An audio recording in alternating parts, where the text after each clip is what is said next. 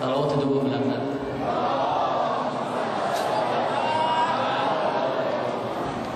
خواب دیدم مردم، خواب دیدم خسته و افسردم، روی من خروارها از خواب بود، وای قبر من چه وحشتناک بود.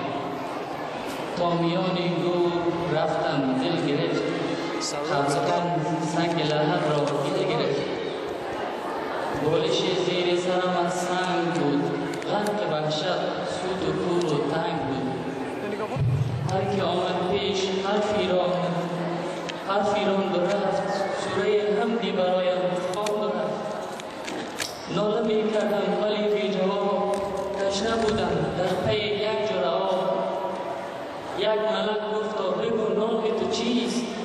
آن یکی فریاد زد رب تو کیست؟ ای گنهکار سیه دل بسته پر، نام اربابان خود یک یک ببر. گفتندم عمر خود کردی تباه، نامه اعمال خود کردی سیاه. ناامید از هر کجا و دلفگار، می کشیدندم و خفت سوی نار. صلوات من.